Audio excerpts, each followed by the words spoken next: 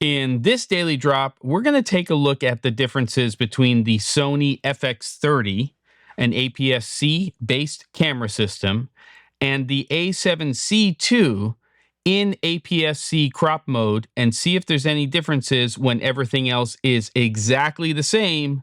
So let's go.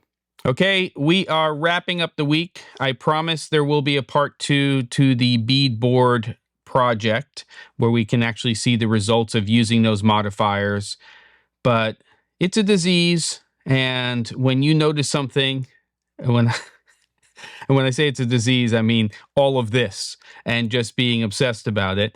When you notice something and it catches your eye, at least for me, I have to investigate. So when I took the FX30 off of the position that the a7C is in right now, and I set up the camera to seemingly the same exact settings, I noticed something that was pretty interesting.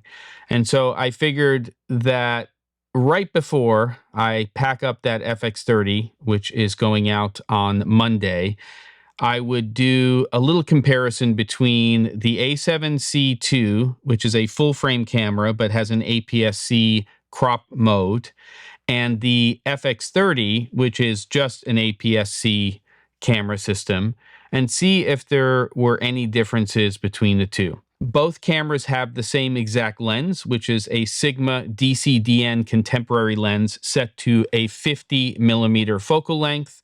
The sensor plane is pretty much bang on in the exact same place when it is on the tripod, and we are shooting at an f2.8 at a 1/50th. Also very important, the same ISO. They're both set to 2500. The only other major thing that I had to make sure was the same was the picture profile. It is, in my case, for this test, set to the picture profile number 11, which is the Cinetone in terms of gamma and also the color space. So that's exactly the same, no changes other than, well, the fact that they're two different cameras. Okay, so let's take a look at this. So the first thing that we're going to look at is a large chart that I set up in front of both of the cameras. Let's go ahead and take a look first at the FX30. So here's the FX30. Again, same settings on both of the cameras. We can see, and I think you should take a look at the field of view, take a look at the exposure of the image, and see what's happening there.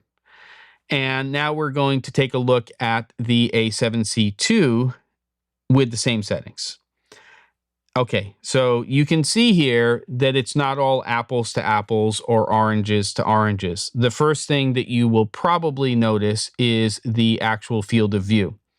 Both, again, cameras, same lens, same focal length, seemingly the same crop, but there is obviously a difference between the two, and you can see that the a7C actually has a larger field of view when we're taking a look at that. I also want you to take a look at the exposure. So look at the a7C here, and now we're going to go back to the FX30 and take a look at that and see if you see any exposure differences. Is one slightly darker or slightly brighter than the other one? Okay, so now we're taking a look at me in the frame, and we're taking a look at the FX30, so you can see what that looks like. And here we are with the a7C. And again, look at the field of view, look at the exposure. Nothing has changed in terms of lighting, focal length, camera settings. They are seemingly exactly the same, but of course, one of the big differences is the sensor size. And here we are with the FX30 and the a7C. So seemingly everything is exactly the same. As I said before, same lens, same focal length, same picture profile. We have the same aperture on the two, and also very important, the same ISO. And this is not the first time I've seen this. This is the OG, the original A7S. At the time, the low light king. You know, this is the camera.